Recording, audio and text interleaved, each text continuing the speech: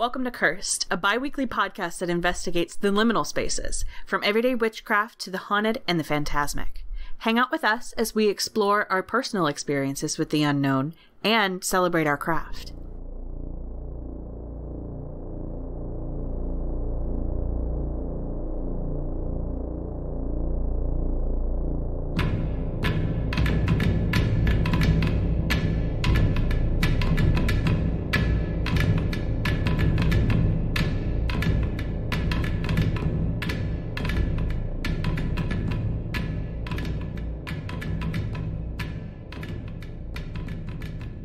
Okay.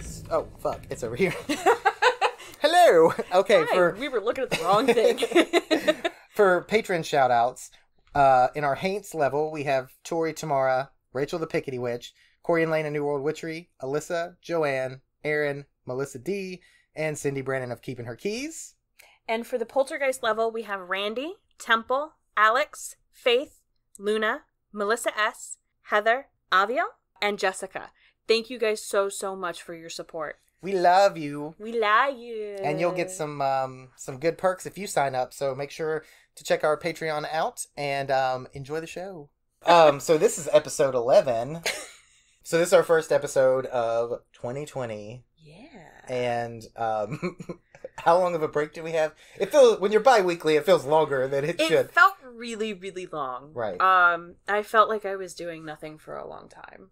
Yeah. We forgot how to podcast. We did. Mogget is about to drink some coffee.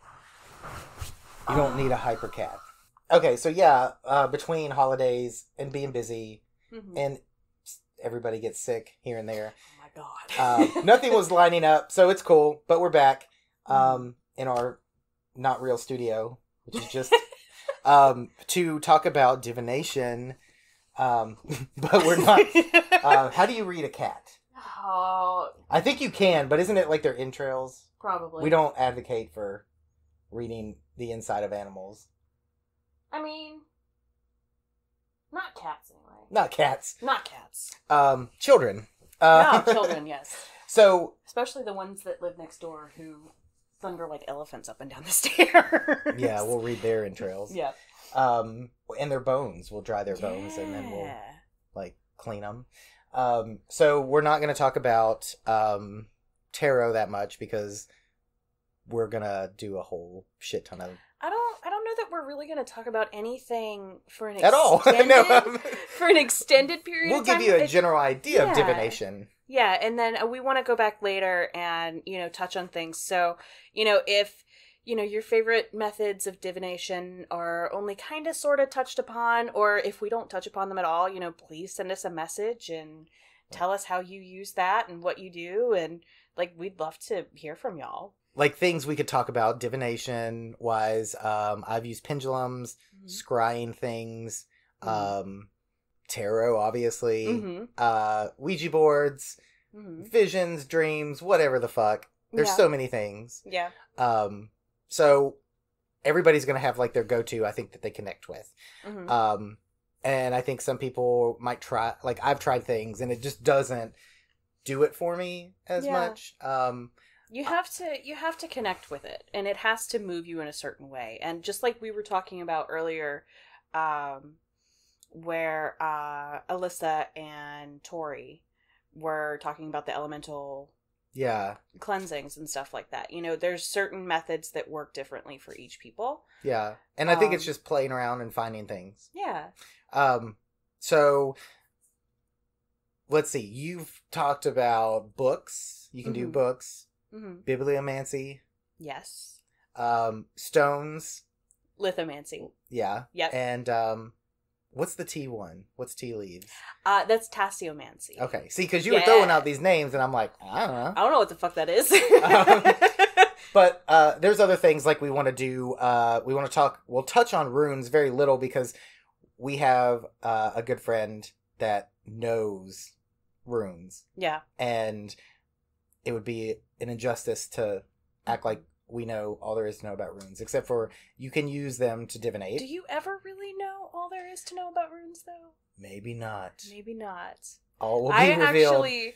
I actually got some homework recently, when I was told to study runes, I'm sure a lot of people have seen the movie Midsummer by now. And if you haven't, this is okay. It's not gonna spoil anything for you. Right. But there's runes that are used throughout the movie. Mm-hmm. And it's very heavily symbolic, and they're everywhere, and it's beautiful.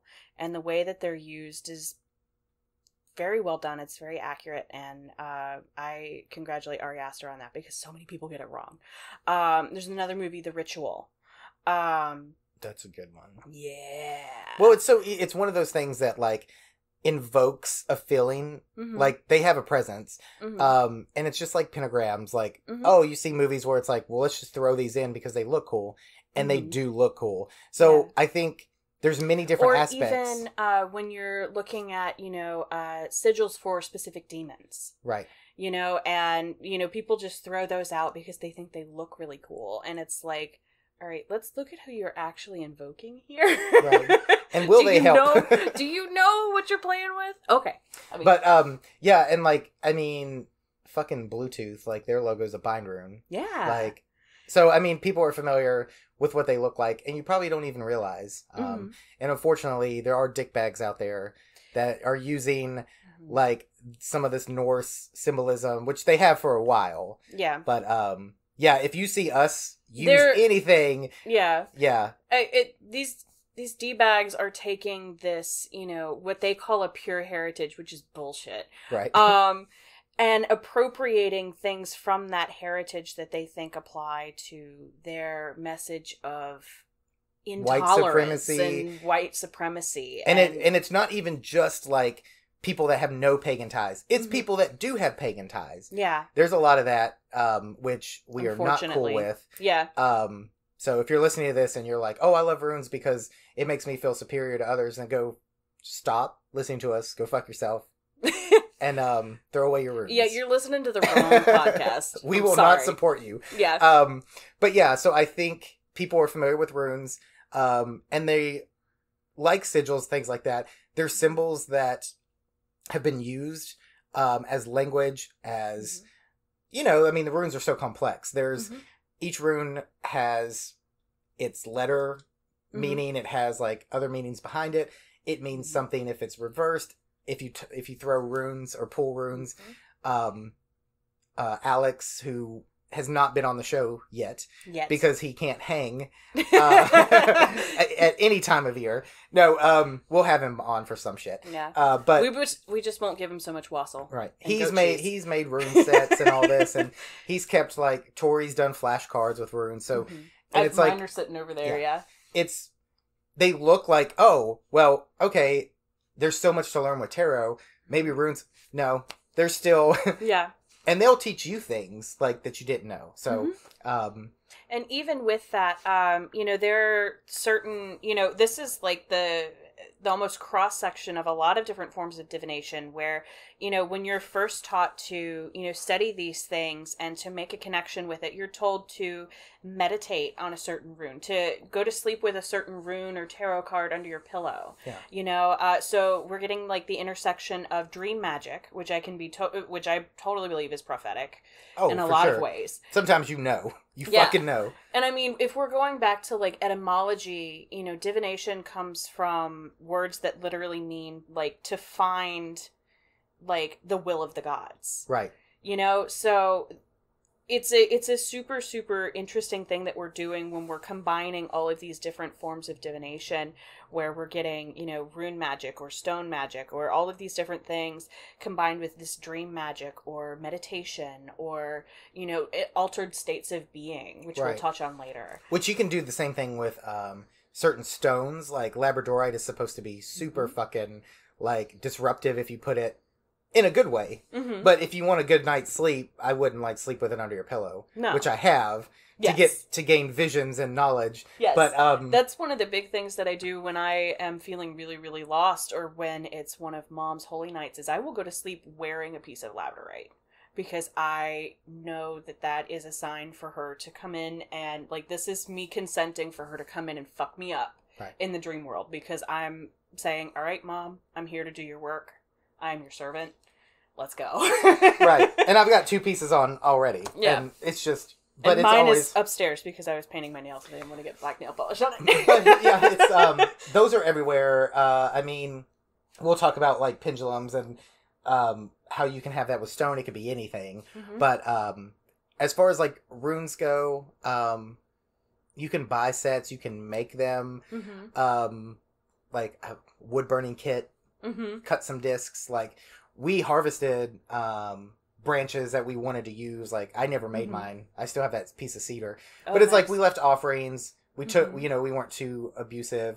It's best if you can find a good piece that's, like, deadfall, but those are usually going to be rotted and stuff. But if you can find a little branch, just be mindful and be, like, Yeah. One of my really good friends, actually, she makes a lot of different rune sets, and she'll use bone or, I need a good wood. bone set. Yeah, me too. I don't actually have a set of runes yet. I haven't decided. See, me either, because I'm too picky. There's this one that's, like, copper inlaid that, like, I want. Oh, fancy. But it's wood, but I also want bone. So if somebody out there will make me a bone rune set inlaid with copper, DM me, I'll give you my address. And I appreciate the gesture. But... She makes a lot of different rune sets, usually in bone or wood. And she actually had a piece of storm-felled oak. Ooh. That she gathered from an oak tree that she had already made really, really good friends with. It was in her side yard. She used to live just down the street from me over here. She is wonderful, and you can buy her things. She's Portable Weirdness. Her name is Snooze. She's a really good friend of mine. She's awesome. And does some crazy awesome magic. I have a lot of things that she's made because they're beautiful. I'll have to, like, lurk her. Yes. Shop. But let's see. But she actually has a piece of Stormfelled Oak that she actually made into rune sets. And it's just, I really regret, because I knew nothing about the runes. I hadn't been called to work with the runes yet, because I had tried and it just didn't connect. It didn't stick. So I'm really just now, within, like, less than a year, have started working with the Elder Futhark. Well, see, for me, it's one of those things that I've always appreciated. Dabbled in, but to dive headfirst into it, it's just not been the time for me, because I think there's certain things that you feel, okay, well, there's no point in me doing it now because I'm not going to devote what I need to it. And then those times arrive, and then you're like, okay, now's the time. And so, like, for you, that's like, okay, this is starting now. Yeah. And one day it might start for me, because, I mean, even in a logo, I put some runes in there. I forget which one. I know Thurisaz was one. Yeah, because that's, like, Ava's favorite. And it's mine. A good one. Yeah, it's a really good one. Yeah. One of the things, and we'll probably talk about this again later, but one of the things when I first started learning the runes that was taught to me was, Thurisaz is the thorn. It's protection. But what else does that mean? What is it protecting? Right. It's protecting sweetness. It's protecting the sweetness of the rose, the sweetness of, the blackberry. It's there for a reason. So yeah, somewhere inside Ava, there's a little sweetness. Somewhere. I've seen it occasionally. Hidden amongst, like, a million thorns. But it's also, like, one of those that's, like, good for cursing, too. And I've always seen it, or both of us have seen it, as similar to, like, coffin nails or, like, brick dust. There's these items that are so good for protection, and probably more so protection than cursing, but they also work, it's like intent, but they're, like, supercharged with all that. And and I can't remember the one that Tori, she'll have to remind me which one that, like, she's really attached to. Because she's played more with the runes and learning them than I have. See, for me, I started developing a lot of my interest in runes because I actually started dreaming about the symbols, and they were presented to me. I think I got, like, 3 or 4 different runes, like, in the span of a week. Yeah, so you can't ignore that. Yeah, I'm like, okay. And also one of the headlights has been constantly going out of my car for the past year. Right around the same time that I started getting these, these dreams where I was given all of these runes. And, Odin? Yeah. Yeah, he's courting me real hard, and I just don't know if I want to go down that road, because there are a lot of different people who I know of who work with him who are just like, maybe think about that for a little while. Right. Because he's very difficult to work with. He's not, I mean, he's not necessarily as chaotic as Loki, but he's sort of like Hecate, where they take no shit. Right. And they demand a certain level of respect and work from you, and they will have that work from you. Does that make sense? Like, it's almost demanding in a way. Right. They will have your eye. Yes. You will sacrifice. You will work hard. But it'll be worth it. It's true. Lose an eye and gain. But look at all the things you gain. Right. So like it's just, two crows. There's so many other things that I'm trying to balance and juggle right now that I'm not sure I want to throw that into the mix. So, yeah, I mean, that's a lot of stuff. That's a lot of shit. Sometimes you have to take one thing at a time. Yeah. And focus on that, because I'm the kind of person that likes to have a lot of pokers and a lot of fires. Mm-hmm. And then it's like, damn, I'm really okay at these things, but I really need to focus so I'm good at this thing first. Yeah. But I'm like that with books too. So. Oh my God, yeah. I have about 6 different just metaphysical pagan witchcraft books that I am like halfway through, and I have notations in the margins and highlighted sections and little bookmarked pages and all that kind of shit. But I've only been done halfway through each book, and then picked up another one because it was the release date, and I was just too excited. Yeah, you can't wait. I can't wait. So what? Using a book, how would you use that? So with bibliomancy, it's not something that I've practiced very often. Although when I do tend to use like the tarot guidebooks and things like that, yeah. I find that like certain things will just like jump out. And it's almost one of those things where it's like, there's a change in the wind and you're like, oh, the others are here. Wait, if you have a tarot card guidebook and you use that guidebook for bibliomancy, is that meta? I mean, we're talking about dreaming about I'm runes just and shit, so everything is meta. I do know that if you use a Bible for bibliomancy, it will always show you bullshit. This is probably okay, but no, seriously. You could probably use a dictionary. You could use a thesaurus. You can use novels. Your diary from when you were a kid. Yeah. You could probably use whatever you want. Yeah. But honestly, it's just one of those things where you just close your eyes and just kind of center and, start flipping through the pages. Just kind of pull down, and each page kind of makes a little fan. And you stop where you feel necessary. And you just sort of open it up and you see whatever starts to guide you. Some people say it's, the first sentence on the page. Some people say, there's a whole bunch of different things. Some people actually use dice to define, like, okay, it's this page number, and then it's, this paragraph and this word, and, they'll put their things together that way. Which you can use dice too, but yeah. I think something like with a book, it would be, some of these things aren't cut and dry. It's get your book, use your intuition, find that page. Is it the first sentence? I don't know, but did the 10th sentence of the thing jump out at you? Did a word jump out at you? You'll know when you look at that page. It will let you know. It's already put you there. Yeah.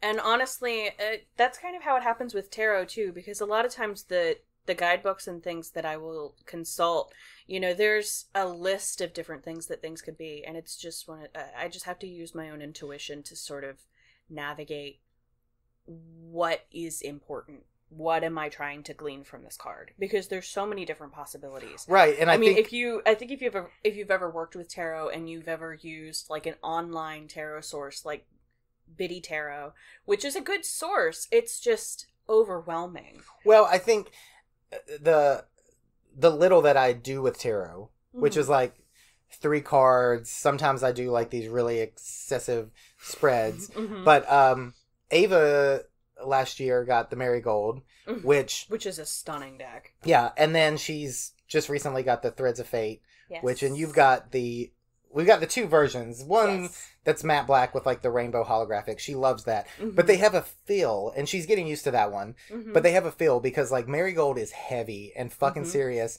and Mhm. it's like, I don't know. It's like staring down the barrel. Don't ask it shit if you don't want to know. Mm-hmm. If you want a happy, like, what should I do today? Don't pull from that deck. Is Yeah. our experience. Because that deck will fucking, like, call some shit out. Yeah. And then... That deck pulls no punches. And I've got a couple decks like that, too. Now, the Threads of Fate is, like, I don't know. I see it as this, which, God, I gotta remember the name of it. I think it's the Ascendant deck I've got. I think so. We'll And have then, to look it up. There's two. Mm-hmm. They're really worth it. They're beautiful. They're and stunning. they don't even, the pictures don't even do it justice till you Mhm. see it in person. But Yeah. regardless, it has a feel of like mystery and like seeking. Mm-hmm. In their little guidebook, they recommended doing a like an introduction Mm-hmm. to the cards, and you ask the deck these questions, and like it was very like, what do you want to show me? Mm-hmm. What do you want from our relationship? What do you know? And it's like it's like a 6 card Mm-hmm. read, but it's nice because like it's kind of okay. Well, we've always read things. We like to use the guidebook that the artist intended, Yes. and also kind of like the general idea. But there's certain things, like you said, when you read a paragraph of what does this card could mean, Mm-hmm. what could it mean? There's certain things where it's like, yeah, but then there's that line that's like, fuck, that's what Mm-hmm. that could not mean any more to me Yeah. than what I asked it for. Yeah. And just because one line in that description fits and nothing else does, don't try to make the other shit fit. Just use intuition. It's not as hard. But sometimes I've had cards where it's like every single God, word yes. in the paragraph describing it. It's That like, card is called the Tower. Man. Yes. And there's every Yeah. deck usually has like 8 tower cards. Because there's no other reason you would pull it so many times or that it would jump out. But no, I've just, which Tori is doing this thing now where she's pulling, she got a new deck Mhm. that she bought for herself that I also bought her for Christmas as a surprise, but now it's ruined. But no, and it is the, fuck, I'll think of the name. And we can link all these beautiful tarot decks Oh, hell yeah. in descriptions and on our post, but Yeah. And I can... it's the Wanderer's Tarot. And it's... Yeah. And it's just like, it is reading her ass Yeah. so bad. Yeah. And she's got such a good connection with it. Mhm. And she's had like 3 other decks that just did not call to her. Yeah. And so... And sometimes she'll find, I know, at least I do, sometimes I find that, beyond the initial interview that I do, sometimes I'm just not able to connect with that deck. And I will find that later on down the road, I connect with it even more. Because I feel, just like my different stones and pendulums and, different tools that I work with, my decks all have their own energy and their own personality. Oh, they do, for sure. Yeah. And even when when I do professional tarot readings, either at a festival or online or something like that, I will often give the client the option to choose the deck that I read with. And I don't tell them Ooh. anything about it, but I usually bring 2 or 3 decks with me. I have so many decks. A lot of them need play, and I'm just like, all right, it's been a long time. Come with me. You need some love, you need some attention. But sometimes I will find that a certain day, everybody only wants to hear from one deck. And that's fine. But I will have them... there are some people who are really against, having other people's energy on their cards, so they don't want you to touch them or thumb through them or anything like that. I personally, especially when I'm giving a reading for a person, I don't mind that. That's just the way I work. I want some stank. I want some of your stank on my cards so that way I can kind of feel your energy a little bit better and I can get a better reading. So I'll have them thumb through the different decks and tell me which one, even if they just like the art on this one better. I mean, There's a reason that it calls Yeah. to... And like, I mean, Ava's the same way. She likes people to touch and look at her cards. Mhm. But that's mostly so that she can like own a piece of your soul. Yeah. When she... No. But... She owns many pieces of my soul. It's okay. But yeah, so it's like, I think that's a good idea, is to have a few cards out or a few decks and like have, because the minute I pull a card, I'm going to a guidebook or a resource because I have not worked with it enough to like No, but I think those cards also tell you start like those keywords, or just because the description says this card always comes up in this situation. That's what it means to me. It doesn't matter. It's told me what it means to me. And I think that goes along with the spirit and the personality of decks. Yeah, and we'll get into more specific, like, meanings of cards and, like, power cards, signifier cards, you know, that sort of thing. But we're going to touch on that later in another episode. Well, because I could go down a rabbit hole. Because prior to tarot existing, people would read playing cards. And Corey of New World Witchery, shout out to Corey, because we love them, we have to do our Patreon shout-outs, too. But yeah, we'll put that in the beginning. You won't even notice. So, but Corey's got a book. He was nice enough to send it to us a few years ago. And a deck of playing cards that we still have, but the dog chewed up the box. Oh, no. Little asshole. Yeah. But either way, it's really cool because, like, he can teach you how to read playing cards. And for some people, that might be, like, their draw. But I like the fact that between that and, like, dice have always been a big one for people to divinate with. There's a lot of... Dice seem to be very simple in that there's not many ways to... You pick your guide or your rules, what they mean, what you want them to mean, and then those numbers mean stuff to you or they don't. Now, someone like Tamara who likes dice, I don't know if she's ever divinated with them. Clayton likes dice with Hermes and things like that. And always honestly, drawn to him. I do too. Yeah, that's because I'm a D&D nerd. So. Right. I mean, you can divinate with a D&D like 20-sided die. Oh, hell yeah. You just have way more options. It's like a magic 8-ball. Yeah, and I mean, you could even be super nerdy if you wanted to... Please do. We encourage create a table for meanings and things like that and use your tens...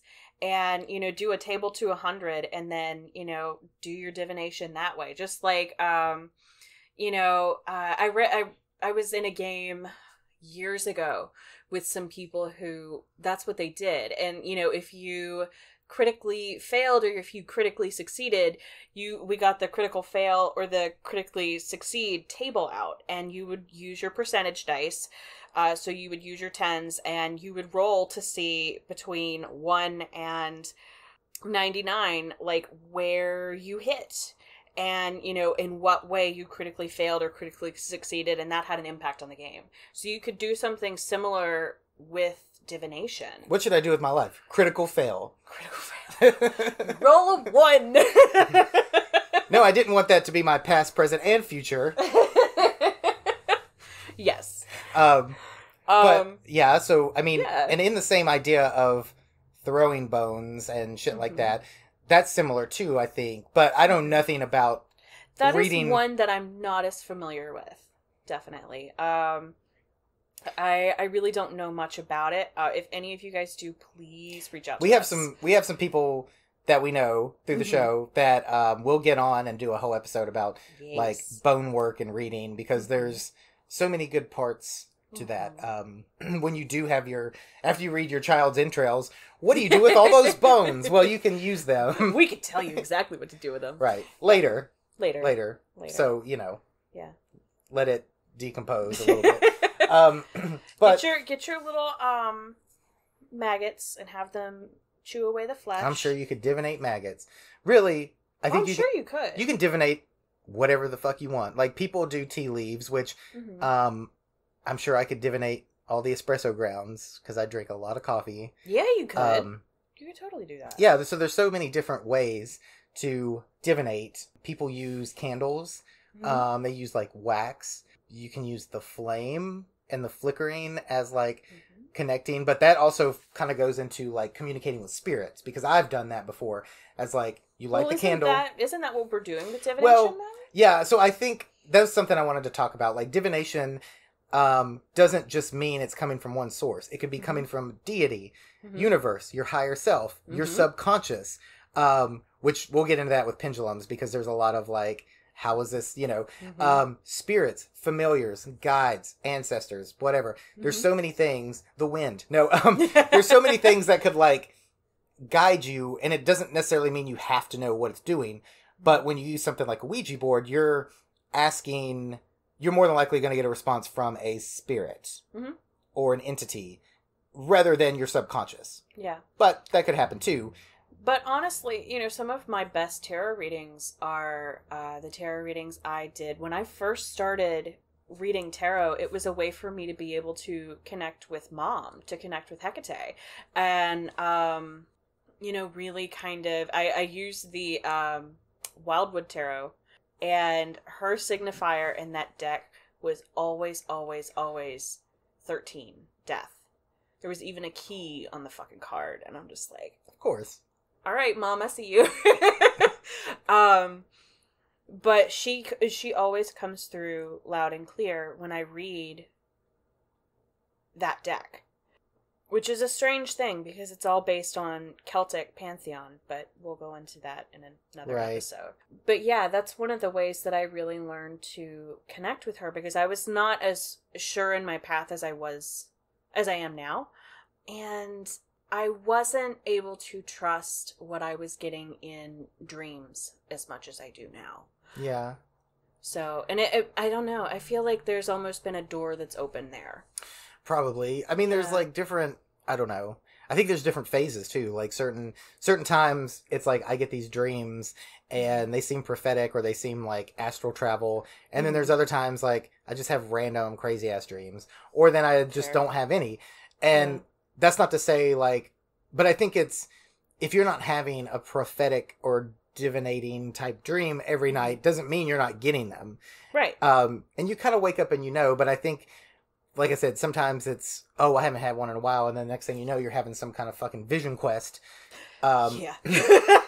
in your dream. So I think there's like something to be said about using that like just being open, I think, to not just purposely trying to divinate, but also like signs and stuff coming through, because some things might like to talk to you in dreams. Others might give you a flash of like deja vu. I don't know. Like, but, and then there's like the active ones where you go out and like, today I'm going to use a pendulum. Today I'm going to use, maybe you're drinking tea and you just look down and you're like, oh shit, that looks like a fucking wolf. Like, sometimes stuff jumps out at you. Oh yeah, definitely.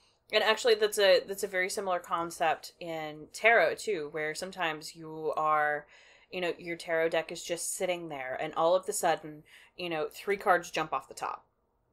Right. Or you're shuffling and doing a reading for something and 3 cards will jump out at you, or a card will jump out at you. Or fall, or like gets, if you're gets put in like the wrong way somehow, right, and you don't know how that even happened because it's the only one facing the wrong way. How this happen? So if you're picking up your deck and you're not being clumsy and one of them jumps out, or if it's sitting there and jumps out, like just look at it. Just don't ignore it. I've never used them, but like we always joke because Tamara has that tarot app that she uses. Yes. And it randomly opens at the most weird time, she says. And if the 3-card read it gives her isn't fucking spot on every fucking time, it's crazy. But like for me, that's probably not, but that's just how things communicate to her. Yeah. And she could just be like, oh, stupid app, and close it. But I think when you start working with like divination stuff, you see things a little bit different. Yeah. Yeah, and honestly, I have a tarot card app on my phone and also a rune app on my phone, and both of them have little widgets, so they sit on my homepage on my phone screen, and will pull a daily card for me and a daily rune for me.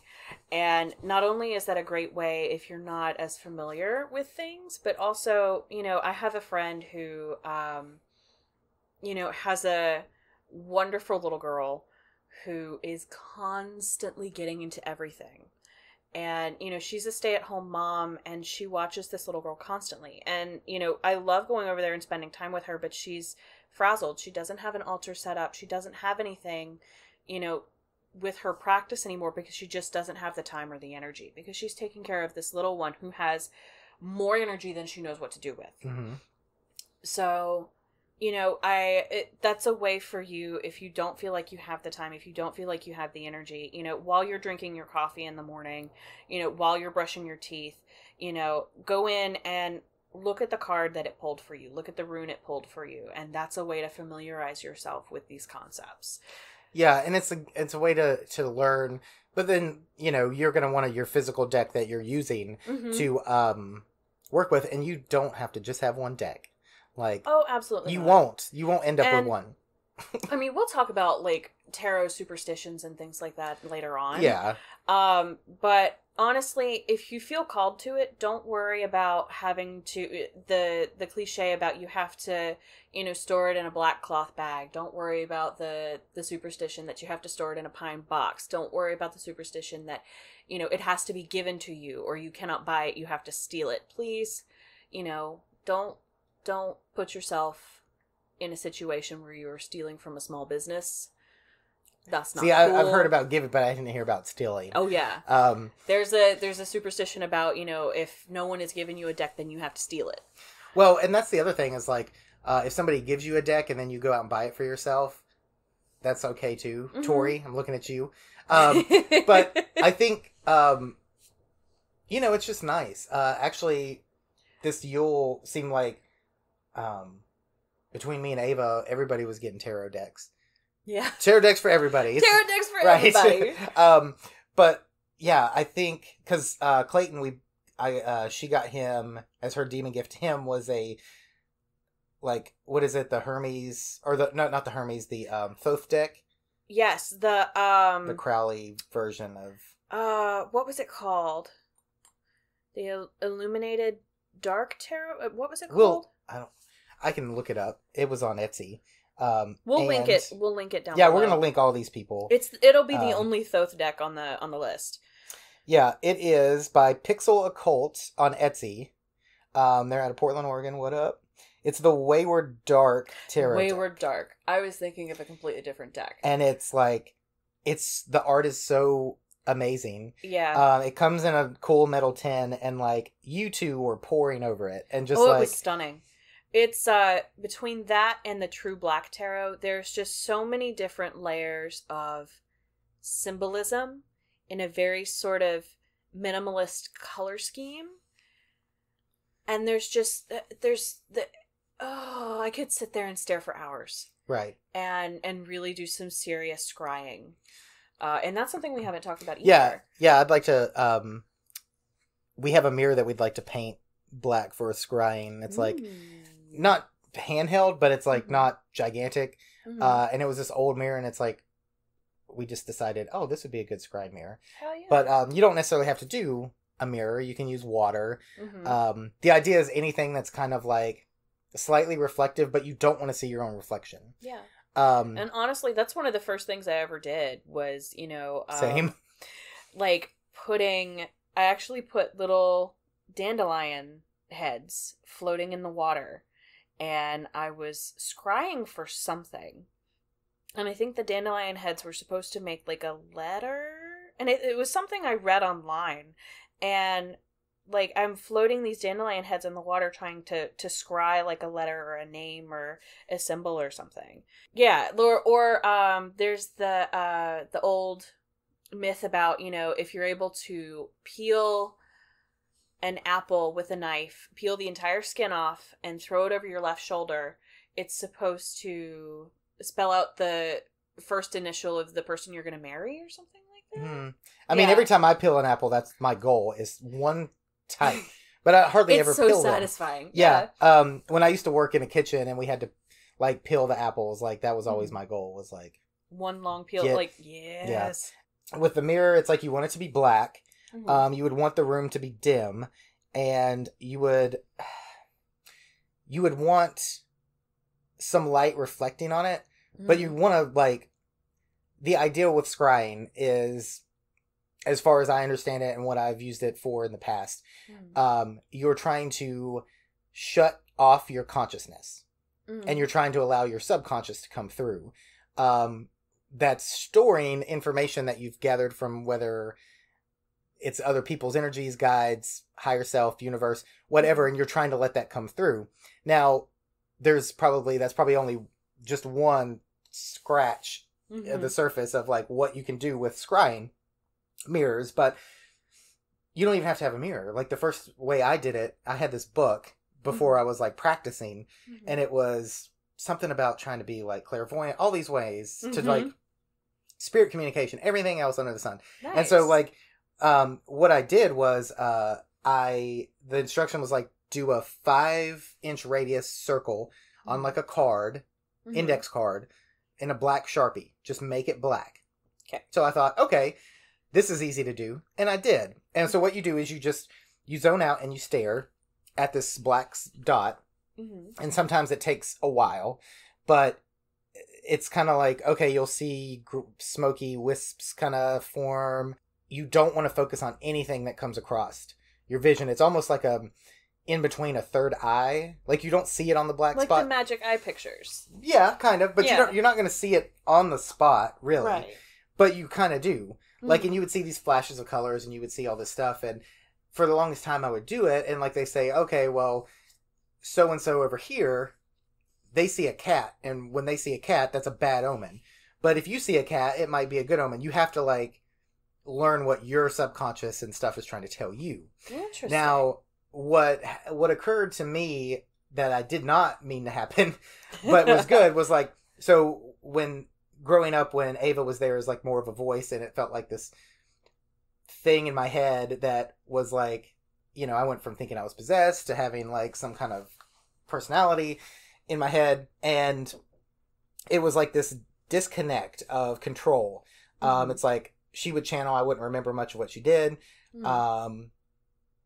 And it's, when I did this, it was like, it opened a door that I had not opened before. And it was like, that began a almost coexistence, a co-possession, or a double-headed possession. I've heard it called different things, where it's like, I can actually communicate, not hear. It was almost like someone was talking at you, or to you, but not a conversation. Okay. And so this kind of opened the door, and I think it's just that connecting that bridge between your conscious and subconscious. Whether or not you even see anything in the scrying mirror, I would encourage you to do that. You don't need a mirror. You could get a bowl of water, sit in the dark, something that's like dark, and like light a candle, because the candle light's good and reflective, and it kind of encourages movement, but very slight. Like candle light's very good for divination and stuff, because I mean, we all know what it's like in the dark with candles casting shadows. Like, yeah. And if you think you see something, it's almost like looking at clouds and seeing something. Like, you know, somebody might see a llama, but you see a fucking giraffe. I don't know, but you know, yeah, it's something like that, where I think you need to trust your instinct, trust what you see, and kind of get familiar with that process. But I don't think you even need to see something. I would encourage you to do the scrying as a like practice on how to let your conscious slip and your subconscious come further. And maybe that's why, because it's almost like if I'm too conscious, like I can share space with Ava in my head, but if I'm too conscious about it, or I'm too focused, it's like, okay, I gotta get in the back seat. Yeah. But if I'm like letting myself slip actively, or if I zone out, or if I'm slightly buzzed from drinking, and I can like quiet my consciousness, that's when she channels through so much easier. Yeah. So it's almost like because you're in a liminal state. Right. Yeah. It's almost like a driving situation where it's like, oh, they're in the back seat, but okay, I'm going to take over. And you can do it at the same time, but, you know, everybody that's has seen the change and seen like the differences and that happen when one's in control and one's not, or there's like double, and it can be confusing, but I think that happened for us because I made a bridge to my subconscious. And so I think even if you're not divinating with scrying, it's a good practice. Just make that little Sharpie 5-inch radius circle on an index card and just stare at it. Don't think. Let your mind like wander. It's almost like a meditation. Yeah. With your eyes closed, which you could do it too. But I think these are good practices for people to do, so they learn how to kind of control their processes. Yes. Whether or not you're receiving messages, and I think that builds your intuition. Yes.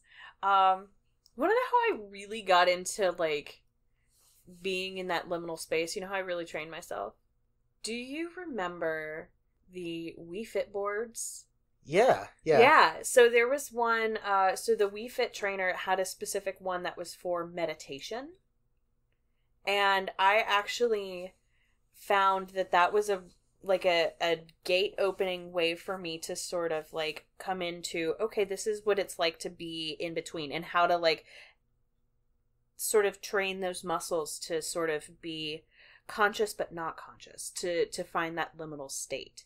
It was really, it's such a weird connection, but it was like I was not paying attention. I was told to zone out. I was told to breathe and relax. And I think they gave you like a little candle, like a little Wii Fit graphic candle flame to focus on. I feel like I remember this because we had a fit board and all that shit. It was my introduction to gaming. It's like I love being a gamer. I love playing video games, but I didn't get into video games until very late because my parents were not pro video games. But the Wii Fit was somehow okay because there was like an active element to it. So it was getting you up off the couch. I don't know. But it made you... But I used it for learning how to witchcraft. So... I mean, but I think that's perfect. Like, it doesn't... There's not one way to do it. Yeah. And whatever helps you... We're not saying, oh, just go drink so you can lose... I mean, it's whatever you want. Whatever you feel like helps you zone out. And I guess you could call it daydreaming. But you get visions that way, too. Oh, yeah. So... Not only were we teaching you how to, like, kind of open yourself to it, but it's also how you're going to receive divination. And I think it's good for tarot.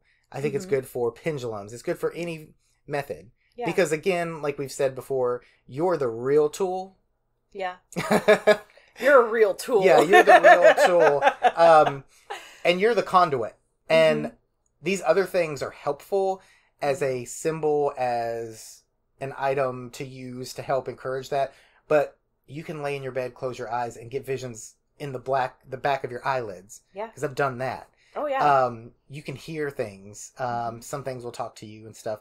So play around with anything. And I do want to talk about pendulums because it reminds me. I got mine from, well, it's mostly Ava's, but I got one from a local shop here that's like a big moonstone. On like this copper wire. It's really pretty, but I never like connected to it. And then we started following which I think I can link it to. She's got an Etsy. It's Earth and Bone. Okay. But that's where I got that pendulum that you see in the picture that we put up. It's a piece of quartz. And it's like copper electroplated, and it's got a cool little cage on top with the chain. And that, the minute I held it, like, it just felt so good. And I'm not the biggest just plain quartz person, but in that setting, it's like, okay, well, quartz is such a good conduit and a conductor, and it's copper too. So, and even the little tail of it has a little piece of quartz. But one of the things she's been doing recently is making and selling scrying mirrors in different shapes and sizes. And they're really cool because, like, I'm totally going to link this, but that's what made me think about it. That's beautiful. Right? So, check her out, because these are kind of like... That's stunning. One of a kind, get them when you can get them.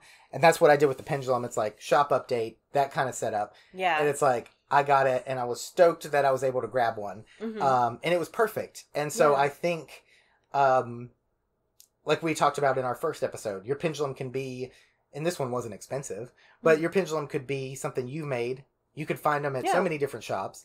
It could be a necklace. It could be a bit of string with, you know, something heavy-ish tied to the end. Yeah. You can use whatever you want for a pendulum, but the idea with pendulums are you can use a board. But... Which I've only done that once or twice. And that was one of the things we actually did when I did the investigation at St. Albans. Was I had a pendulum, and... the group leader, who had kind of learned, unfortunately, that I was very sensitive and that things were going to try to reach out to me during this walkthrough, she's like, oh, fuck, I have to watch you. But she went down there, and she's, she had us all sort of sit in a circle in the basement, which was actually for solitary confinement. And she asked if anyone knew how to use a pendulum. So I, of course, raised my hand, and I am the only person to raise my hand. And she asked me if I'd ever used a pendulum board before. And I said, I haven't. So she had one with her, and I used my pendulum, and I sort of explained, how I used my pendulum to the group, and she sort of explained how to use the board. And so I actually ended up sitting down there because there was a very, very strong presence. And I actually, later on, I had to stay down there longer than the rest of the group because I ended up getting really, really sick from this presence.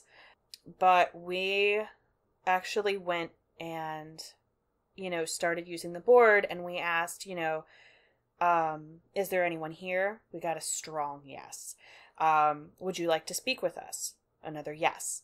And usually with pendulums, I don't know about you, but I like to ask beforehand and say, I ask the pendulum, please show me a yes, please show me a no, please show me a I don't know, please show me a maybe. A maybe. See, I've always set mine. Okay. I don't add, but every time I do a session, whether it's me or Ava doing it, is we'll hold the pendulum, and what you want to do is hold it near the back or kind of near the middle, but you want it to hang, and you want it to kind of stay still, but you want to prop your elbow up and kind of leave your hand a little, because even some people say, oh, well, it's only moving because of your micro twitching, but they're so receptive, and I feel like I'm moving this, but I'm not moving it, and it's responding. So I like a pendulum. I've just always been drawn to them. But, so you want to, keep your arm relaxed. And you can just kind of suspend it. And they might even say you're subconscious or something's using your hand to move it. It's fine. It doesn't matter. Yeah. It's still the same thing. It's the same theory behind, Ouija boards, right. Moving the planchette. But, for me, I sit down before I do a session, whether I'm asking Ava a question, which is always kind of weird because, she'll just fucking tell me instead of moving it. But especially when you were first starting out. Right. And I've, used it with Hecate, and I've used it with, other things, but... I've never used a pendulum with Mom. I never have. I don't know why. Now, I know Ava likes to take it to, places. She even brought it when we were going foraging. And it's show me where the bones are. We found so many bones. And not even using the pendulum. That's almost like dowsing. Right. Like a dowsing rod. Yeah. Which is a similar thing. Yeah. But so, when I start, I say, this is a yes. And I, move it vertical, up and down. This is a yes, a nodding yes. And then I stop it. And you can usually stop it by tapping it on the table or your palm, resetting. I usually just ask it to stop, and it'll... Okay. Well, I usually just say thank you, and it'll slow down. And this is, but this is the other thing too, is there's no right way to do it. It's just what you feel comfortable. It's what it tells you, what you feel. And then I'll say no is horizontal back and forth. Am I doing the planes right? Anyway, you were shaking your head no. That's where it's going to move. And then a maybe is clockwise spinning. Or if I don't want to answer, it doesn't move. And then an I don't know is a Windershins or counterclockwise kind of rotation.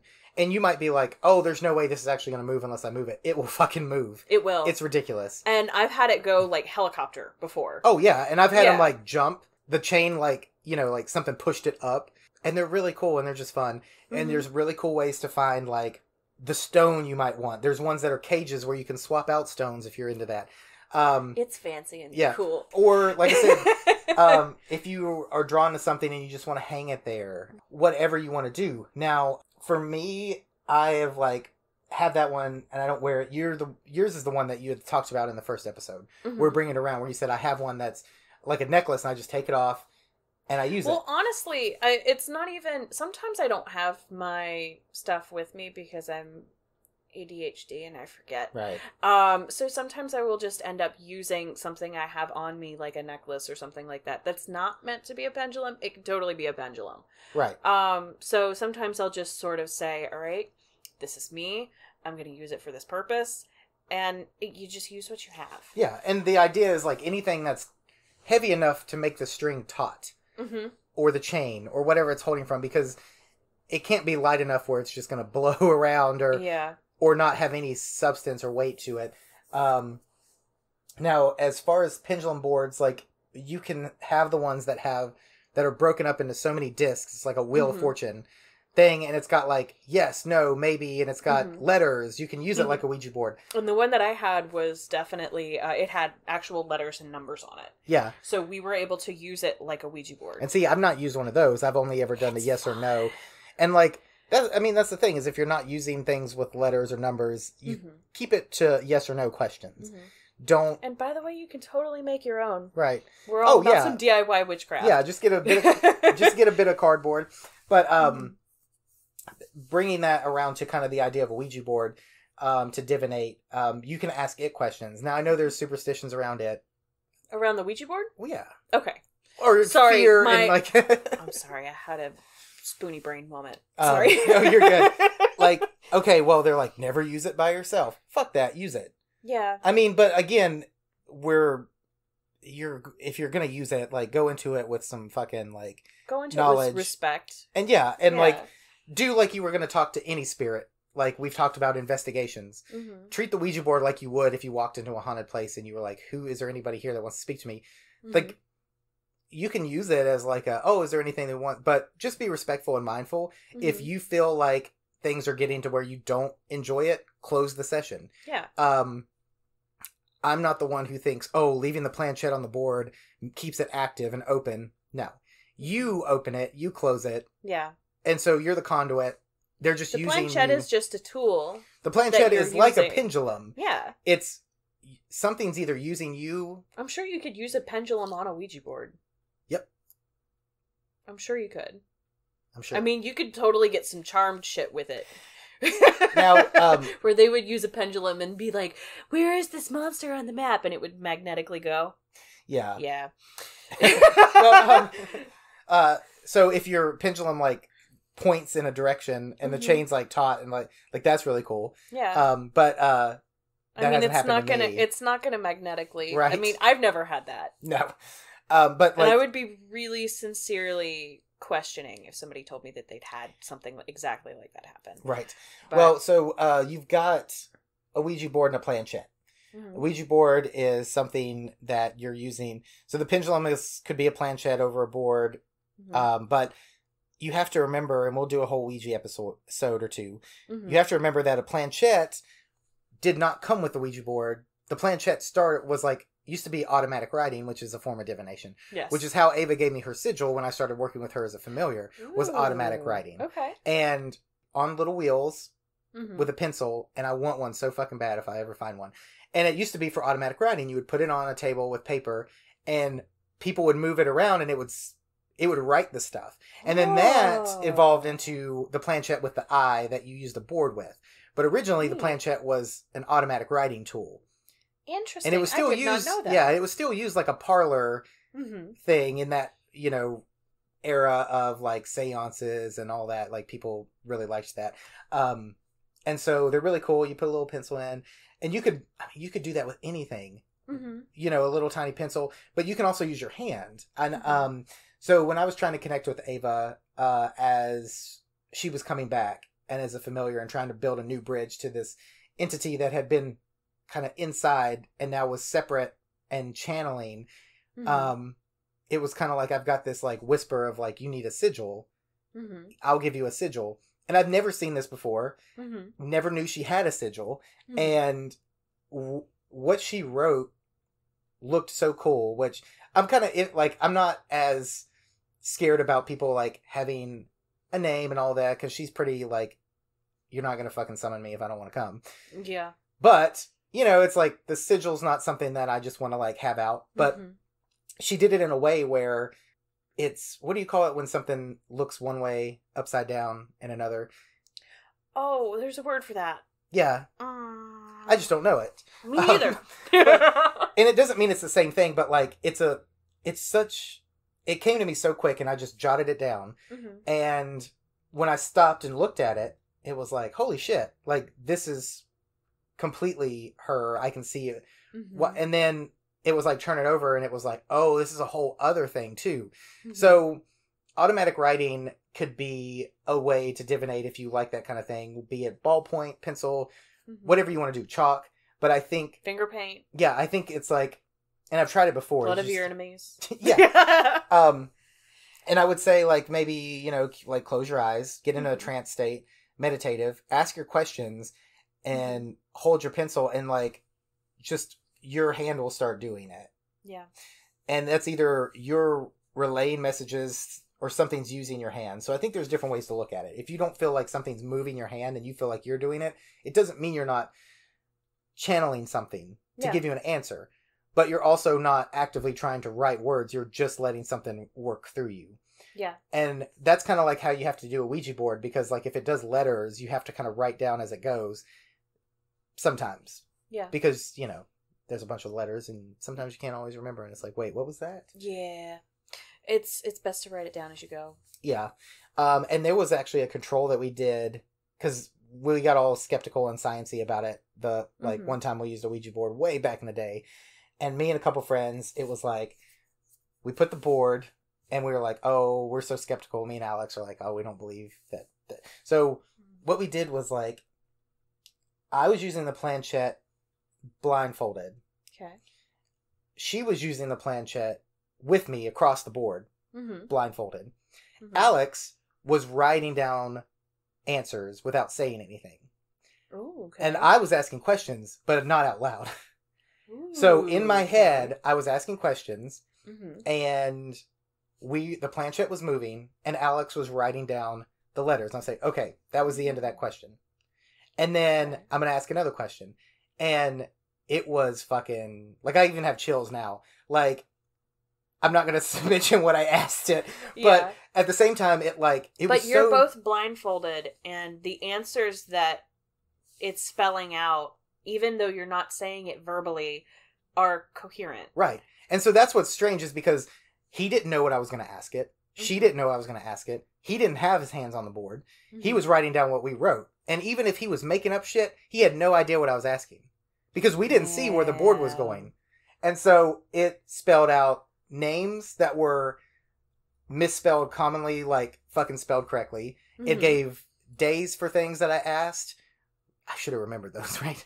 But it was too spot on, too accurate to be coincidence, and that was our way to control it. And it's like, okay, now there is something to this, because I'd always looked at them. This is before I practiced witchery and divinated and all that. I was always looked at them as like, okay, it's kind of cool. I've always believed in spirits and stuff, but like Ouija boards, like, it depends on who you're with. Yeah. And we've had good results with them, with a group of people that are in that energy, but it seems like anybody that's there that's not on the same wavelength as you throws it off. It makes it weird. And me and Alex have done it before and gotten like some stuff. I've done it by myself and gotten some stuff. But as much as I love Ouija boards, and as much as I like planchettes and the symbolism and all that, I don't use them as often, because like I do have that crutch of Ava being like my go-to divinator of it's like I download information from her, she gives it to me, kind of thing. Like the incense that she makes, that was all her. She made it through me, and I'm like, I don't know what these are. I don't even think she knew what they were for, but she just knew it is needed. So like you kind of said, awesome stuff. Right. Well, yeah, she's going to start making it and selling it for like $600.66 or 66. There's going to be a lot of sixes. Oh yeah. But no, it's really cool, and it ties back into what you said about just letting, like, closing your eyes. The contest to win it. That's what she did. You couldn't see, but the tarot, it's like I fanned them out of everybody's cards that they picked, and I just, till you feel like, run your hand over till you feel a tingle. Pick that card, pull it. Like, there's so many ways. It doesn't just mean shuffle and take the top card. You can fan them out and pick. You can There are some instances where you actually want to find like a certain card in the deck, and then another certain card in the deck, and then the cards that are in between those two are your reading. And that can be a good chunk of the deck sometimes. Right. And so somebody like Tori, on, what was it? New Year's, I think she did a spread for like the year, and then she also tried that thing that I did with the Threads of Fate deck, was like the introduction. She shuffled the shit out of these cards. I mean, there's how many cards? Is it 78? Yes. That's in a deck. Shuffled them well. She had just had a 3 or 4 card reading. So your odds of getting one of those cards again in the exact same question that's relative to the other thing is like very low statistically. Yes. And it gave her that same card in a response to like, when it was something about like, what do you want me to get out of this deck? And it was something she had pulled before, and it was the exact same card. And it's like the deck, it's like, yeah, this is what I'm telling you. Yeah. And so, I mean, and it's probably a major arcana card. Yeah. But, and don't just like fucking think, oh, well, it's coincidence. Like, sometimes things might be, but I think the biggest thing with divination is to trust your instinct, trust your intuition, Mm-hmm. listen, Mm-hmm. and, you know, don't go in where every little thing, like leaf blowing across the street, is fucking telling me something. Yeah. But when something stands out, it stands out. It stands out for a reason. Yeah. Like if Yeah. that card does jump out of a deck and fall down, Yeah. and it's like, you could pick it up, but look at it, and it might be something that you didn't intend to ask, but it's been on your mind, and the deck's like, here, I'll give you, like, I'll help. Yeah. I have actually done readings for myself or done readings for other people where it's multiple readings for different questions. So we've got one reading here and one reading there. And sometimes the deck will just take over and say, no, you're not allowed to focus on your love life right now. You need to get your money situation under control. And I will draw the exact same 3 cards, even if I've shuffled it 24 times. Right. Because that is your reading. And it's like, no, you listen to this. Right. And I think there's pushing too much. Sometimes, I've learned, and I know others have learned, where it's like, if you wait a couple days and ask the same question, and you get these cards that don't seem to make sense or point to the same direction, and then, okay, a couple weeks later, you ask the same question, like, I don't think it's set in stone, but at the same rate, it's almost like you can irritate things, or whatever, whether it be the deck, whether it be something and it's like, are you just asking till you get an answer you want, or are you actually, like, actively doing it? And I think when I do tarot readings, I look at them like, sometimes they fucking read you like a motherfucker, and they're spot on. Yes. And other times, especially for future, it's like, oh God, this is exactly what I'm worrying about. But is it telling me that's what's going to happen, or just, this is what you're worrying about, and until you do certain things to fix it, that's what the outcome might be. Yeah. And so I think if you get a reading that, like, scares the shit out of you, or seems to confirm something negative that you've been worrying about coming up down the road, like, don't just, like, bow to whatever. It doesn't mean it's set in stone. And I'm not one to say, like, you know, as far as fate and destiny and all this, like, I think things are fluid, and it's like, at this rate, this might be what your future, it's giving your questions, you the most possible, like, the most likely outcome. Right. And honestly, the card that you should be focusing on the most in that reading is your present card. Because your outcome is really reliant upon that middle card of what you're doing right now, or what you should be doing right now. Right. So that thing is or is not going to happen based on whether or not you follow the advice that's given to you in that middle card. So, I mean... And I think that's all intuition, too. Yeah. You kind of get a feel where it's like, obviously, if you pull a past card related to a question, and it's spot on, like, you're not going to change the past. And the present is, like, what you're struggling with. And then the outcome, be it good or bad or indifferent, is like, okay, well, there's ways to tweak this. If I don't want this to happen, then I know that this thing I've been worrying about in the present needs to be looked at this way, or dealt with, or maybe ignored, whatever it is. So, and there's multiple ways to read, like, 3-card spreads and stuff like that. We'll get into that later on. Yeah, I mean, that's the whole thing. But what led me down that path was, like, the idea of, like, I think some people, and nobody I know, but I know there's people out there that, who was it I was listening to? Something that said they got too reliant on a Ouija board because it was giving them answers every day. And it's like, okay, you can divinate every day, but you're going to confuse yourself because things change. Yes. Things move, things. And it's like, divination is an amazing tool. But I guess what I'm trying to get at is, like, don't set everything in stone just on something you get. Use it in addition to your intuition, your feelings, like your common sense, what you're struggling with, and don't just go off of, well, okay, the pendulum said yes, I'm doing it. If it feels like iffy, like, sometimes you have to come back and evaluate some of it. So, right. And I find that sometimes people are so... I had one person, I can say this because I read for them online, and I don't know this person, and I don't know anyone else who knows this person. But I had this one person who came in to my room where I was reading tarot, and she had already, before I ever pulled any cards, had decided what she wanted to try to make her reading out to be.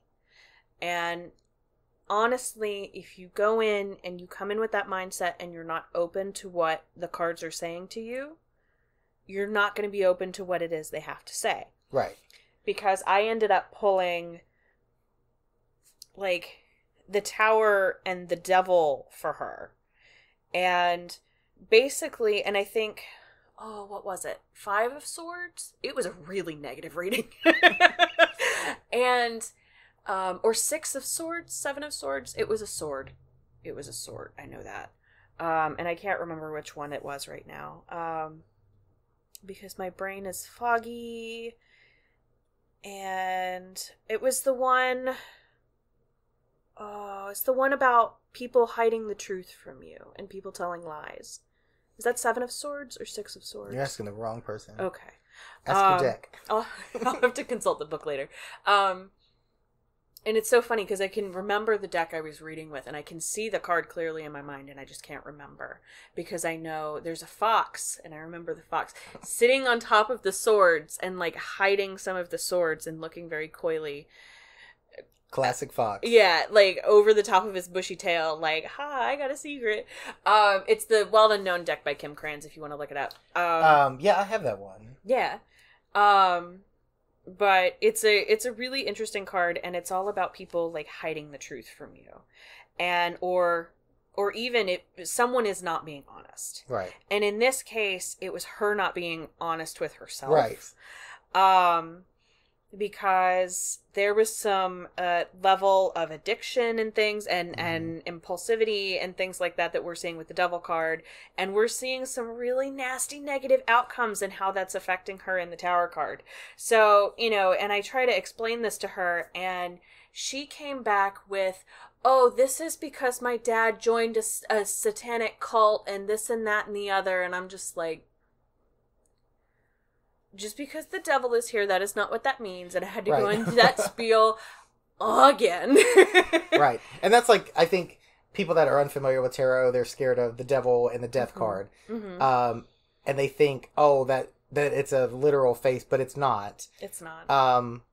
Doesn't mean it couldn't be, but it's not typically, it's usually like change. It's usually letting go. The tower is the one you need to work out. Right. But I mean, the Tower seems to be like, one of those cards where it's like, if you keep getting it, you really need to focus on why you're getting it. Mm-hmm. I know we joke about it, but it's about destruction. And that doesn't mean that's all doom and gloom or bad, because you can create out of destruction. You can be reborn out of destruction. And so maybe there's something you're seeing with it. Mm-hmm. But again, this is so much of the tarot episode that we will go in depth. So don't get mad because we're not explaining everything, because you'll get that eventually. But if you would like Cricket to read your tarot, we do have a level on Patreon, 10 and up. You get a tarot reading, and she's got to do ours for this month. Yes. For everybody. I know I'm behind. I'm sorry. Executive dysfunction is a bitch. But I don't know. When you go into it, you have your way of doing it and stuff, and the messages people were getting from the readings were like, "Holy shit!" And this is just from a single card, right? This is a single card, and I think Ava likes tarot so much because she doesn't necessarily even want you to ask her a question. She's like, and I don't even know.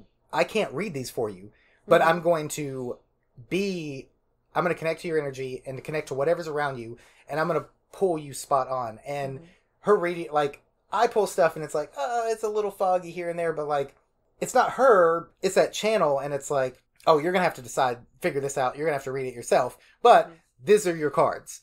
And she loves doing that. And even with the one card, even with all this and that. So, and you can do daily ones like that. That's good.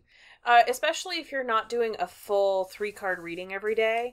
Like, if you're pulling one card, especially if you're pulling from, like, an oracle deck or something, I think that that's a really great way to sort of, like, figure out, all right, where does my head need to be at today? Like, what challenges am I going to face? Yeah. Now, I've not used an oracle deck before.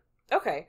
You use it just like you would use a tarot deck. Yeah. It's just that you have to rely more heavily on the book. That's all. Right. So more meanings to memorize. Yay! And when we talk about the Thoth deck, that's like an Aleister Crowley like tweak of a tarot. Yes, of the Rider-Waite Smith. Yes, and above my pay grade. I have never used one. There's also the Lenormand tarot. I had a friend who used that, and she preferred using that because there was not. It was an easier deck for her to read with. So it's different strokes for different folks. Everybody's different. I use the Rider-Waite Smith deck. That just is the one that calls out to me the most, I think. Yeah. It's kind of your standard, you see it in pop culture, TV, all over the place. Yeah, it's like the one that started tarot. Yeah. Not card reading, but tarot. Because that's, when you talk about cartomancy, that's not always, they're not talking about tarot. You just do playing cards. You can do all this other stuff. Yeah. But, which we'll talk about that later, because tarot has a really interesting history. Yeah, and I want to know it. Okay. Because I know some of it, but you can tell us all about it. Oh, yeah. So, nearing the end of our episode, what I would, like we kind of said before, send us a message, or if you're going to follow us on Instagram, tag us, share the stories, or comment on the posts we make for this release. We want to know what your favorite thing to do is.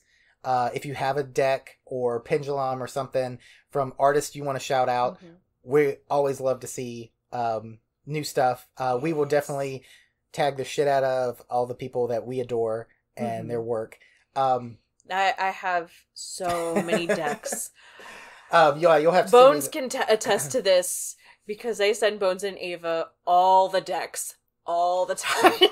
And it's like, oh, I want this one, or oh, look at this, and there's so many. There's so many beautiful decks out there. I mean, there's one for everybody for sure, and I at this point, it's tough not to become a collector because they're all so pretty.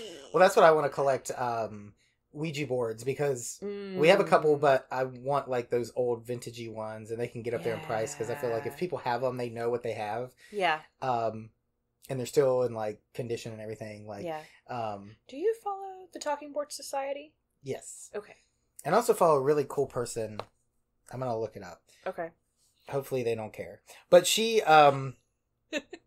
answered some questions I had about Ouija board and like to date it and things like that. Okay. But she's really cool because she's a collector and always posts like really cryptids and crystals. It's like cryptids _underscore crystals on Instagram. And it's a couple, but they have all these really cool vintage boards they post, and like so if you're into that kind of thing, like, I don't know, maybe they don't want to follow you, but if they do, like, look for them, because like, I don't know, there's something about the lore of Ouija and the history and like the way they look I love. So when we get to that, I'll dump this knowledge on you. Oh, hell yeah. But you're like where I dabble in tarot and I'm learning, like, I mean, you do this. And like, so I do it professionally. Right.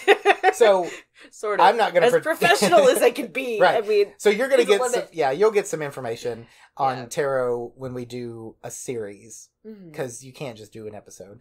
But I think like pendulums, Etsy, your local witch shop, even your new age ones are going to have them. You can find them in metal, any kind of metal you want.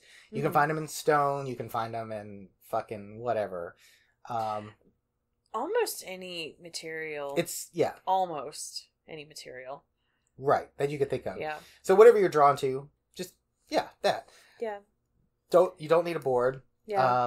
And you don't even have to buy. I mean, make them yourself if you want to. That's what I'm saying. There are some people who are very, I'm going to say it, elitist about you have to make your own and you have to do this, and I'm just not about that life. Right. Do what you will. Yeah.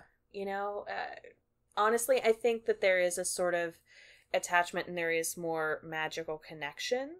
I think if you make them yourself and you are putting that intent in there, but if you're not comfortable, if you don't have the time, if you just don't fucking want to, that's fine. Buy a set. They're beautiful. And I mean, honestly, just like tarot cards, you can have multiple decks. Right. Decks, pendulums, runes, dice. We have them all. Whatever. Multiples of all of them. Yeah. And like I said, you don't have to have like there's not a specific scrying area. You can find them. You can make one. You can do it in a bowl of water. You can do it, like I said, with a piece of paper and a black circle from a Sharpie. You can use a piece of obsidian. Exactly. That's, yes. Or a crystal ball. I mean, I know that's cliche, but that was used for scrying for a reason. Yeah, there's a reason that the crystal ball has like become that, because what you're doing is you're giving yourself something to focus on that's not attention grabbing and is like a blank canvas. Because your eyes, when you zone out, you'll see like your eyes will show you pictures of things. It might be detailed, it might be like flashes, it might come with some knowledge or voice. And it's a great thing to focus on because all of these different things, they distort reality a little bit. Yeah. There is that presence of the liminal. Yes. You know, when you're looking at a crystal ball, no matter what it is, whether it's, you know, a piece of jasper that has just really great funky shapes and colors and things like that, and you can scry in that all day long, whether it's a piece of leaded glass, whether it's a piece of, you know, obsidian or, you know, whatever you want, you know, there's a little bit of a distorted reality there. Even if you're talking about like the cliche, you know, just glass crystal ball, because of the lens of the convex, concave, you know, sort of thing. And it's actually, I love, you know, playing with them in photography because everything becomes distorted and flipped and changed, almost like a fisheye lens. Yeah. You know, and it's putting you visually in that liminal space and allowing you to focus your attention there and pulling you out of the mundane, you know? Right. And like, that's, your consciousness is usually active, and when you feel like you zone out or you daydream or you were driving, you're like, wait, I don't even remember driving here. You disassociate. Yeah. Sometimes you can disassociate in a good way, but like, I call it like zoning out, doing like a zombie thing. And like, sometimes you mean to, sometimes you don't. But the trick is getting used to, and I've been doing it for so long for many different reasons. It's so easy for me to like, just go.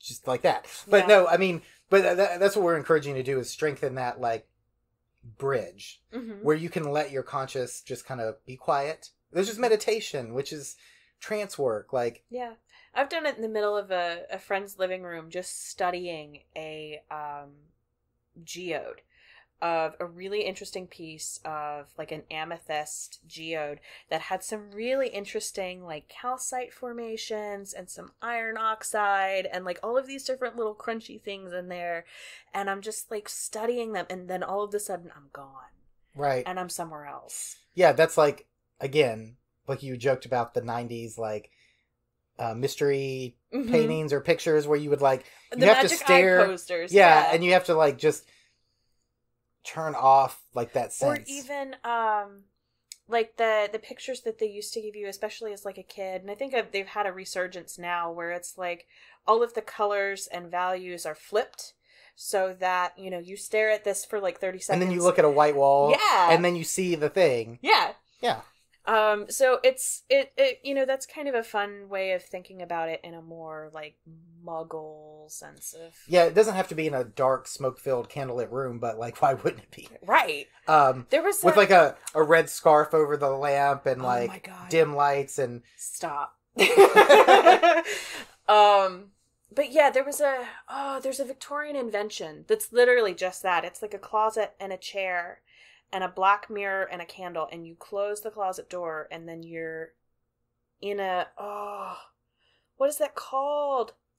There's a like name for that. Sensory deprivation type thing? It is a sort of sensory deprivation thing, but they had some kind of like machine-sounding name for it. I'll have to look it up and link it. But that's a really good explanation for like scrying and things like that. And this came to, you know, to the height of popularity, and you'd find certain homes with them in there. You know, during this revitalization of the spiritualist movement. Yeah, that's yeah. Yeah. This is the Scrying 2000. I mean, kinda. Yeah. But that was kind of the premise was, you know, you had this reflective surface of a mirror or a black piece of glass or a stone or a bowl of water, and you'd enclose yourself in this darkened, no light coming in from the outside room. The only light is from this little flickering candle. Yeah. You know, and you'd sit there and just zone out. Fix your peepers on this, won't you? Yeah. I don't even know if that's not even the same. But so one of the movies that I really like, which is weird, and I'm gonna fuck it up because I'm trying to remember. I think it's multiple ones. Okay. But it reminds me of like how scrying or like other spirit communication could work, and I think it's The Conjuring, where when she can only see this thing when you look at it in the mirror, and it's only behind you, and like. We can go on about Ed and Lorraine Warren another time. Yeah, we'll touch on that later. But that movie, like, when the kid is like, I see him in that mirror, and she's, like, adjusting it, and then, like, in the sequels, it's like, she looks in mirrors behind her, and I think there's something so cool about it, because when you scry and you're looking into a mirror, there's so much lore around mirrors, anyway. Yeah. You feel like, in that candlelight... you might see some shit behind you, and it doesn't mean... Yeah. And that reminds me of that creepypasta where they say, like, to sit... Oh, God. I want to talk about... talk about, like, Bloody Mary and stuff like that. Oh, you know? Should we do that in our Patreon? We should. Okay, because we were, like, grasping it. Let's talk about mirrors. Mirrors? Mirrors. Yeah. Okay. Thanks, divination. Thanks! Woohoo! We got it. We bullshit this. I'm sorry. Look, this is 2020 vision. 2020 year. It's our year. I hope. Oh, God. Fingers crossed. No towers. It's going to be better than 2019. Yeah, big bucks, no towers. Yeah. And 2018. Fuck 2018, man. You know, 2017 was a little... it's been a while. You know what? It's been a minute. You know what? Have any of us really felt alive since 2012? No, I'm dead inside. Yeah. So, let's hop over to Patreon. Okay. So, if you haven't, follow us on Instagram at CursedCast on Instagram. Mm-hmm. We're not on Facebook. We have a Twitter, but like, don't expect a quick response there because we're not the best at Twitter. We're not the best at We Twitter. do have a YouTube channel that is supposed to auto-upload. We're young in age, but old in soul. Speaking of... Sorry. we need to check Google and make sure they fucking put that episode up because... Yes, we do. Anyway, we had some kind of weird technical difficulty with that one, but this is our 11th episode, so and there's a bonus one. So technically you should have 12 on your phone downloaded. If you don't, download them all. Mm-hmm. Get our numbers up there. Leave us a 5-star review on iTunes and subscribe. Yeah. Because if you subscribe... it also downloads all of our shit. But no, it keeps you updated on when we release. Because if you were like, where the fuck are they? It's because if you weren't on Instagram, we were like, hey, we're going to take a little break because of the holidays. Mm-hmm. And so, yeah, catch up if you haven't. We've got more in store coming up. Yes. We have a whole fucking list. We're good for 5 years. Oh, at least. No. Oh, we can come up with more topics. I have an idea that I actually want to run by you for a future episode, and I want to hear what you think about it. Okay, but and then like coming up soon, we need to get with Tori because we want to talk about our little trip we did to go see about Grimm's and stuff. We'll talk about Grimm's. Yes. You might have heard that on the Megan episode. She's works with them, so I mean, she knows what she's talking about. Mm-hmm. But like devil dogs, demon dogs, like we're gonna throw that up because I think you guys need another cryptid thing. So anyway, I think need more cryptids. Yeah. We always need more cryptids. Oh yeah. Especially since I blew through all of Hellier season 2. Yes. And I just need more. Yeah. God, and the whole pan thing. Okay, so we're Yeah. Yeah. All right, Patreon. Okay. Go there now. All right, bye. Bye. Cursed is a bi-weekly podcast produced by Bones McWilliams and Cricket Word. Editing by Bones McWilliams. The theme for Cursed is Voice of the Trees by Sun and Moon Dance. Check them out on Spotify, YouTube, or at sunandmoondance.bandcamp.com. Follow Cursed on Instagram, Twitter, and become a patron at patreon.com/cursedcast.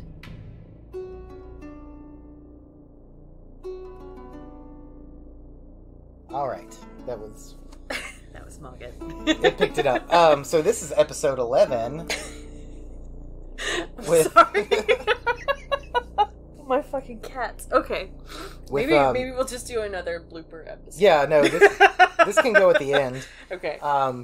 Because I need something. We have to be fools